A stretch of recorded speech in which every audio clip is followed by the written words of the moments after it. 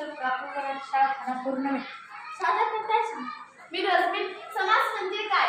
शब्दाचा संक्षिप्त करून जो नवीन जोड शब्द तयार होतो त्या समास असे म्हणतात. संक्षिप्त म्हणजे शॉर्ट. उदाहरणार्थ क्रीडासाठी असलेला अंगण याचा हे आहे शॉर्ट फॉर्म म्हणजे क्रीडांगण. याचा विग्रह आहे क्रीडेसाठी असलेला अंगण.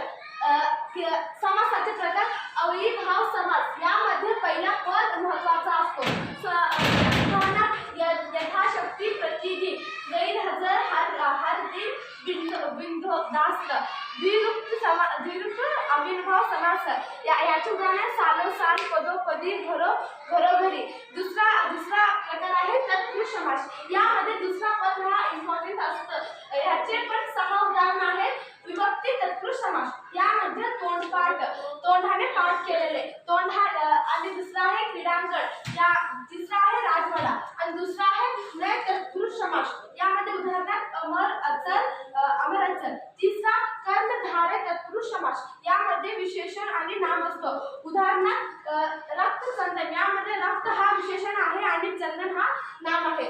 अजून कमलनयन, विद्याधन, इच्छाशक्ती असे भरपूर आहेत. चौथा हिंदू तत्पुरुष समास. यामध्ये त्रिभुवन नवरात्र. आणि 5वा मध्यपद लोपी तत्पुरुष समास. यामध्ये पुरण भरून केलेली पोळी म्हणजेच पुरणपोळी. आणि दुसरा वडापाव म्हणजे वडापाव. 6वा कृदंत तत्पुरुष समास. यामध्ये जलद, शेतकरी करणारे, वारकरी करणारे. आणि तिसरा प्रकार आहे द्वंद्व समास. यामध्ये पहिला दुसरा पद दोन्हीही इम्पॉर्टंट असते. म्हणजेच आई आणि वडील. आई नसली की वडील असावं लागतं आणि वडील असले हे पण तसंच आहे. आणि न्याय अन्याय.